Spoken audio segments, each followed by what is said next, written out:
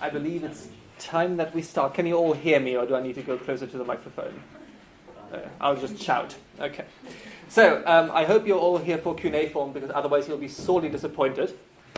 I want to do this quite interactively as much as I can. I know that many of you will not know very much about cuneiform. That's probably because why you're here. But nonetheless, let's start with a very general introduction to the topic. What is cuneiform? Does anyone have a clue? Does anyone have enough Latin to tell me? Wedge-shaped sign. Wedge-shaped signs, exactly, wonderful. And do we have an idea of the vague area of the world in which cuneiform was prevalent, and roughly in what time period? Ancient Mesopotamia. 3rd millennium BC to about 500 BC. So 3rd millennium BC, 500 BC. Do you want to take the talk? I think everyone already knows quite a lot. Good. And do we have a vague idea who invented it? Which people? Which civilization? Sumerians. The Sumerians. Okay. Now we're at the end of the talk. No, so you already know quite a lot. The other question is, what kind of material are we talking about? What was cuneiform inscribed in originally? Clay tablets. Okay, so you've basically told me my first slide.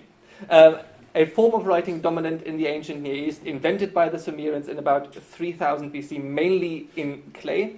And the signs that we're looking at are often very complex. Right? There are vertical, horizontal, diagonal strokes. Sometimes these so-called Winkelhaken, so a combination of two diagonal strokes into what looks like a boomerang to me. They have developed from what was originally a pictographic script, right? So literally a horse's head that then was abstracted into various strokes. And that turned from a pictographic script into a logographic script, so where we have signs individually representing notions or concepts like horse or head or house, and from then later on into something that is more closely resembling a phonic script, so where a sign stands for a particular kind of sounds.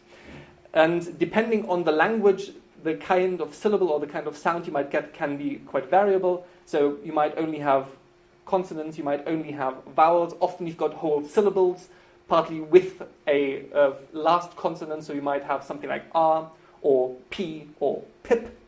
And that means that this is a script, or these are types of script that can be very, very complex, to the extent that we have thousands of signs. And if you are an Egyptologist or thinking about doing ancient hieroglyphs or ancient Near Eastern studies here, you will realize that you've gotten yourself into a bit of a pickle because you'll have to learn many of these signs.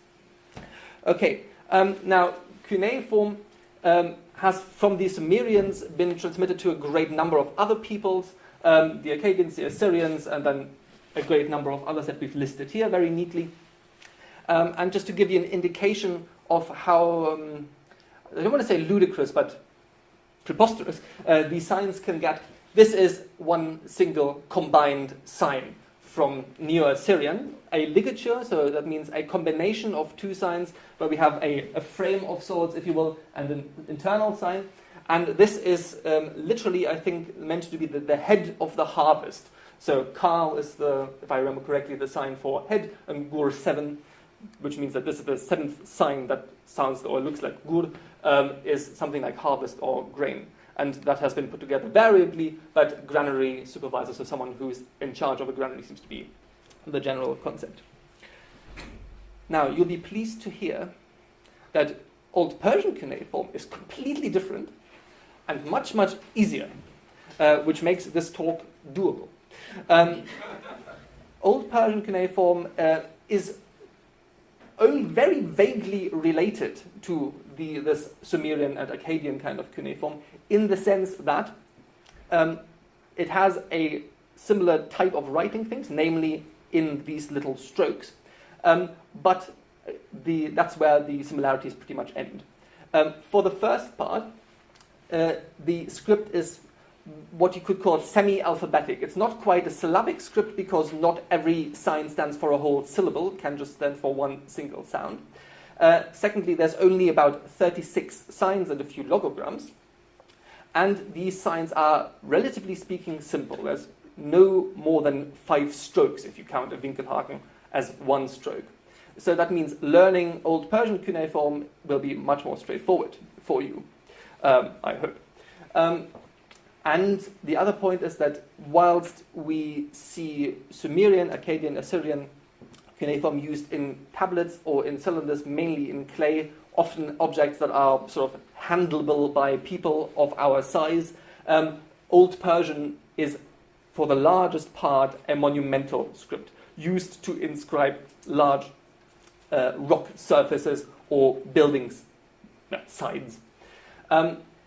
It's also on the late side in terms of development, right? If we said that the script in the Sumerian side was beginning to be developed around the year 3000, possibly a little earlier if you look at the pictographic side, then cuneiform in the Old Persians comes in much, much later, just about the end of the 6th century under Darius the Great, and then stops being written seriously when Darius III more or less dies at the hand of Alexander, and the Achaemenid Empire, under whose auspices this was invented and written, falls. The other interesting part, and the reason that we have actually managed to decipher Old Persian, is that it's often used in combination or at the side of other forms of cuneiform writing, namely mainly Elamite and Babylonian, which is helpful because otherwise we'd just be left with a large swathe of signs that we cannot make any sense of. Now, to give you an indication of what Old Persian cuneiform looks like to begin with, we have this delightful inscription that you've already seen in Elizabeth's talk this morning, the Behistun or Bisotun inscription in Kermanshah province. This is not only the longest inscription or one of the longest inscriptions that we have in Old Persian, but also one of the most important ones for the purpose of comparative linguistics, in that it acts a little bit like the Rosetta Stone, if you like. Attempts at deciphering Old Persian have been made before it and without it, but it's only this inscription that has really let us decipher it in its entirety. As Elizabeth has mentioned, what we have here is a stone inscription about 100 meters above ground on a sheer rock surface, with a relief in the middle, the Old Persian version in 5 columns underneath, and then to the right hand we have the Elamite version, and to the left hand the Babylonian version. And because there was a slight problem with the Elamite version in that the relief has been expanded, they had to do it again, and that's diagonally below the relief. So we aren't the only people who make mistakes. Now, if you remember that this is about 100 meters above ground, that engenders a couple of questions and problems. Namely, for whom on earth was this made? Right? I mean, you may have 20/20 vision, but even so, it won't last that distance. This is roughly the size of the letters, so they're fairly large, good thumb size or so. So if you're standing right in front of it, you won't have any trouble reading it, if you read Old Persian. But from this perspective, you'll be completely lost, unless you have excellent binoculars. So either which way, the purpose of these inscriptions clearly wasn't primarily to be read. These were signposts of grandeur. I am King Darius, look what I can make people do, namely make reliefs on sheer stone surfaces in a ridiculous height. The first people to look at these inscriptions and sort of make casts or sketches of them actually sort of had to rappel down the mountainside and look at them from that perspective, and I would not have liked to be one of them. Now, as you can imagine, these inscriptions were found not only in one place, not only in Bisotun, or Behistun, but also in a variety of other places, and that's why we have a little map here. So next to Behistun, which is somewhere in the middle here, we also have inscriptions in what is nowadays Turkey, at the Van fortress. We have some in Suez, at Persepolis and Pasargadae, so the capitals, or one of the capitals of the Achaemenid Empire, as well as in Elven, closer to the Caspian Sea, and in Ekbatana or Hamadan, which was also one of the capitals, not to forget Susa. As you will have noted, the Achaemenids had a number of capitals over time, which means that we have multiple sites for inscriptions, and we're quite happy about that, because otherwise we would have no easy way of identifying inscriptions, which is normally done by denoting which king wrote them. That's usually the first letter, and the second letter will tell you roughly where they wrote it. So XP, as we will see later, for example, stands for an inscription of Xerxes at Persepolis, and then they get small letters afterwards to tell us how manyth inscription it is that we're dealing with. What's the one up on the top left? Oh yes, thank you. That's the weird one out. That is a clay tablet with an incomplete Old Persian inscription found in what is modern-day Romania, in Rala, which it turns out is later Hyakastanopolis, the city of the Armenians, for some reason. So that's where lots of Armenians live. It doesn't say very much, and I think it is at least slightly disputed that this is Old Persian. The theory is that Darius went there on his Scythian expedition and dropped the clay tablet, as it were. Possibly intentionally. Next to our lapidary inscriptions, so to the big ones in Besutun and to the ones on temple sites or on palace sites or in graves in sort of central Iran and in Fars province, we also get slightly different ones, namely the ones that you've seen before, I think in Elizabeth's talk again, this cylinder inscription of King Darius, which in Old Persian and Babylonian says here at the side, I am King Darius. Good for him. And you again see this motive of the hero king here as a hunter on a chariot with the representation of Ahura Mazda on top. Note also that he's already hit the lion, I think with 2 arrows, one to the eye. Poor lion. And this particular cylinder is, I think, yay big and was originally found in Egypt.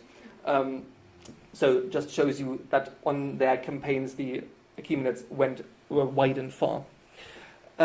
Now, other non-lapidary inscriptions are equally interesting, and those are the ones that we found as foundation plaques, often half buried inside of temples or between stones at the various palaces, so in Susa and in Persepolis, but also in Ecbatana. And again, they are multilingual, so you have Old Persian inscription as well as those in Elamite and Babylonian. And they're made in gold and silver plaques, fairly large, so more than A4. If you do a Google search on foundation plaques and Darius, you'll get interesting theories about their relationship to the Latter-day Saints Church and the golden plates of Joseph Smith. Now, I don't think that Darius and Joseph Smith were co-evils, but who am I to, contradict them? This particular one, I think, was found in the Apadana in Persepolis, the big reception temple, Apadana meaning to arrive into the arrivals hall, as or the ceremonial hall, which also is very neatly equaled in the Armenian word for palace, aparank. But that's just by the by, because I like Armenian. Okay, now to the nitty-gritty and actual use of Old Persian. And this is where you get a little takeaway, and I don't mean Chinese food, but rather a little handout. Now, you're probably not quite 70, but there's that many copies, so if you want to pass them around. There is going to be a test at the end. I jest. So what we're looking at in Old Persian cuneiform is a combination of different kinds of symbols. As we said, they're all made out of different strokes, up to 5. And we can subcategorize them in the following way. We have vowel signs, and there's only 3 distinct vowels, R, E, and U. And then we have 22 neutral consonant signs. And I've always given you the cuneiform sign in my best Unicode transcription and the Latin transcription next to it. And you will note that although we call them neutral consonant signs, they all have this bracketed A on top of it.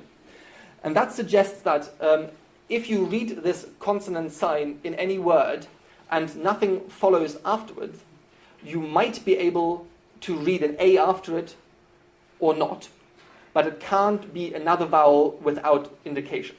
So if I wanted to write something but ka, I would have to put another vowel sign after it. If I want to write ka with a long a, then I have to use yet another vowel sign after it. Now, next to these signs, we also have consonant signs that have an inherent U, and those are inherently unuseful or stupid, because although they tell you that a U is going to follow, if you want to express a U, you still have to write the U sign after it. And the same goes for I. So this system of Old Persian Cuneiform, from a phonetic perspective, is a little muddy, let's say. And then, as you have on your handout, you've got a couple of logograms which stand for the word for earth or for Ahura Mazda, and you, of course, have signs for the numbers. Most importantly, for everyone who likes reading texts easily, you have a word separator, which is something that not all the other cuneiform scripts we have do. So we can actually tell where a word ends, and that is a great boon, I tell you. Now, this system, as you see from the table itself that you've got, is extremely inconsistent in what signs it gives you and how they are subcategorized. It's asymmetric. You can't find any system behind which sound or which signs have a U and an I version. Some have all three of them. Some have only got one. And that means that we need a great number of what we call orthographic conventions. So, for example, this sequence here, these two cuneiform signs, tai, ta and I, can be read either as a short T, or unhelpfully as a long T, or even worse, as a diphthong tai. Now, if you think that's messed up, you'd be right. But I dare you pile these up, because two signs already give us three variants. Now, if we combine a few more, as for example here, in this particular word, a, s, t, I, y, there's 72 combinations, according to the orthographic rules that we have, to read this word. So, just for instance, this could be an a, it could be a long a, it could be an an, because we can't write nasals before consonants. Similarly, this could be s or sa or san, t, and then we have the combination with e, so this could be ta, ta, tan, tai, tain, and so forth. So, you see, if we were left with Old Persian alone, we'd be pretty unhappy, to use a polite form. So this is where comparative philology comes in, right? We can help our understanding and our reading of this language by looking at other Iranian and even other Indo-European languages. So by virtue of reading Avestan asti and Vedic asti and even Greek esti and Latin est, we know that the most sensible reading of this is probably asti. Also happens to be the most sort of basic reading that we can get out of it. So this makes you wonder, who on earth came up with that, right? Why make it so sort of simple in terms of its sign inventory, but so ridiculously complex or ambiguous in terms of its writing conventions? Well, if you want to, you can blame Darius, who in the Behistun inscriptions in the fourth column says, by the favor of Ahura Mazda, by which favor he did everything, this inscription I have made. It was in Aryan, on clay tablets and parchment, so he's saying he sent it out in various other forms, and we do have actual version in Aramaic that have been put on papyrus and parchment, that date a little later. And it was inscribed and read off before me, suggesting that he may not have actively invented the script, and he's spread the word amongst the provinces. Okay. fair enough. And we certainly know that the biggest inscription comes from the time of Darius. Now, the problem that we are faced with, there are a few supposedly earlier inscriptions, namely those that say, oh, I was done by Achaemenid or by Asakis, and so forth. And that puts us in a slight pickle, because maybe someone else, maybe someone at an earlier period invented them. Well, from philological point of view, we can say bollocks to that, simply because from a linguistic perspective, those are much, much later. We find that the orthography and the grammar is what you might call degraded. So it is not classical Old Persian, but it is late Old Persian that already approaches the sort of the way that things would have been expressed in Middle Persian, for example. Meaning that those claims to an earlier attestation are, in all likelihood, inaccurate. One reason to believe that the script might have been used first by Darius, but possibly invented earlier, was given in the form of these two signs. So Cyrus, who came, I think, 2 generations, so before Darius, he was, Cyrus begat Cambyses II, and then he died in Egypt and had a bad time, and Darius came after a short intermission. And these two signs that spell his name, Ku and Ru, are relatively simple, right? They're basic signs. They only have 3 strokes each, if you, again, count a Winkelhaken as a single stroke. And otherwise, in the Old Persian language, those are relatively uncommon signs. So it seems curious that they should have been made so simple. And some people have taken that to mean, oh, it was Cyrus who invented it, or people under Cyrus. Another reason to speculate that we are possibly dealing with an earlier invention but a later use of the alphabet, so invention under Cyrus, use under Darius, is the fact that the system that we have is so inconsistent. So maybe it was invented at a time, fell out of use, and then in a hurry was put together and used for monumental purposes.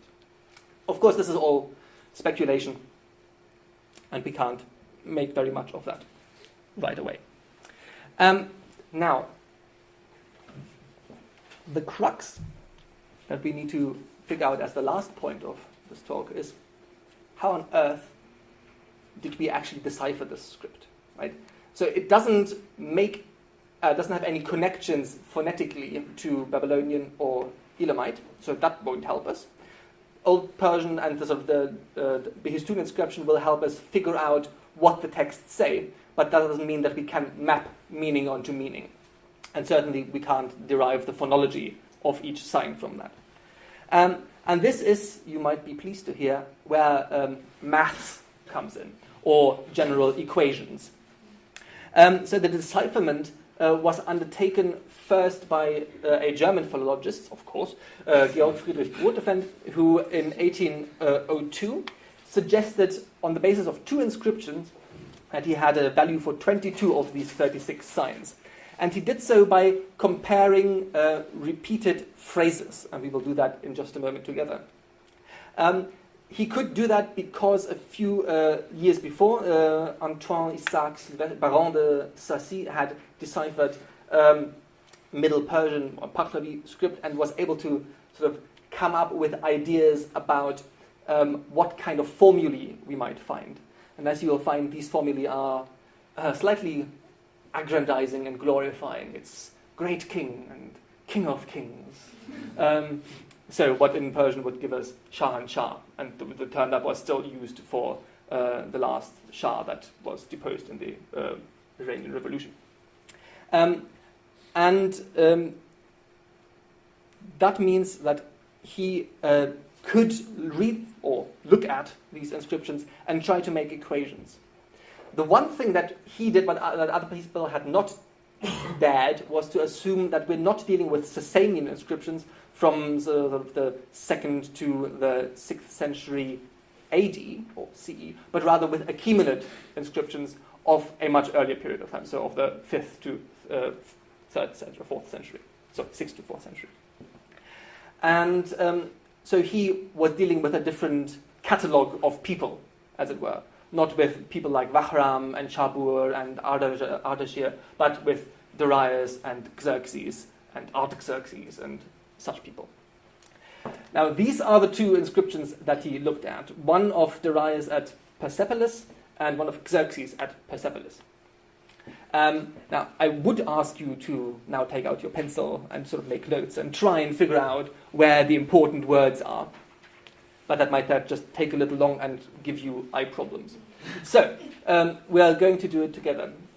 These inscriptions are very short often. They're just dedicatory inscriptions saying, I was here and I did this and I'm great. And they all have the same pattern, namely name, so who I am. I'm a great king. I'm not only a great king, I'm the king of kings. And then you get some other stuff. And at some point you will always mention who's your daddy, because that is the genealogically important fact. You know, you are part of a dynasty. And possibly that you have other titles as well. Not everyone does that. Now, so the first word that we start with begins after the first word separator. So here and is this one.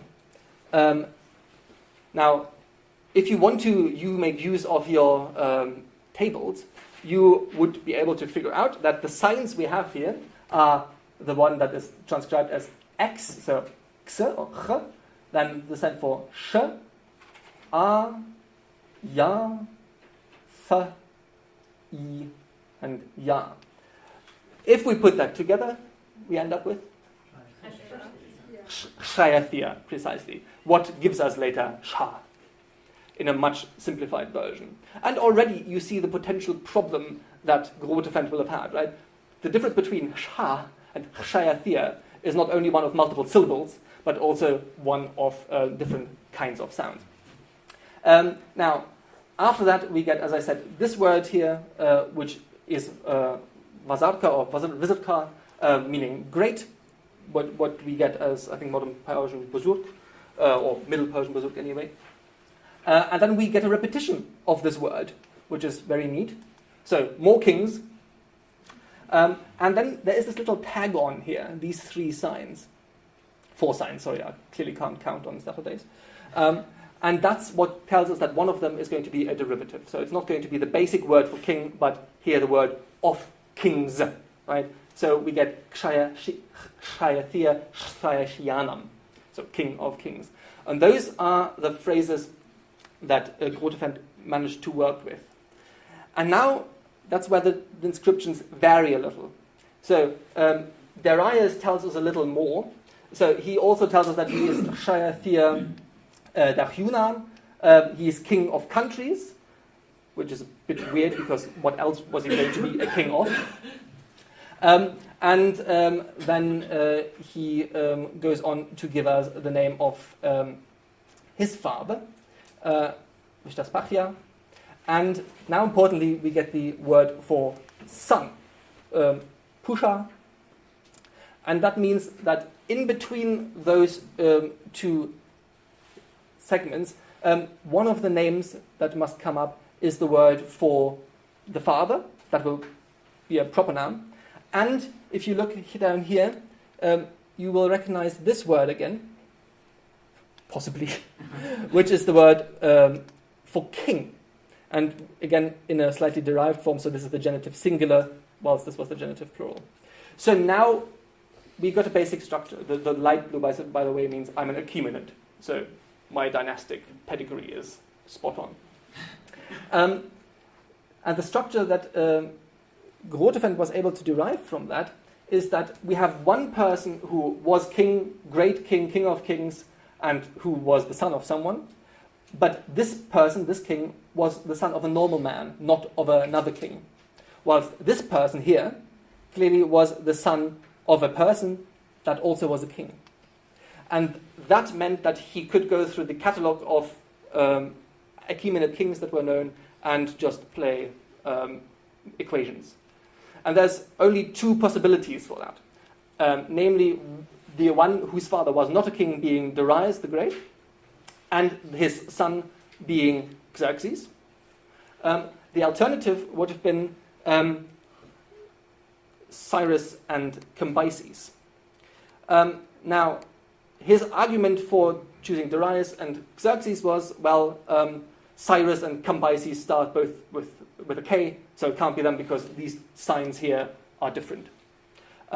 Turns out that in Old Persian there are different signs, but we're just going to gloss over that. Another argument you could make is that the Cyrus has the problem of having a father called Cambyses and a son called Cambyses. So in theory, that name should have popped up twice in those inscriptions.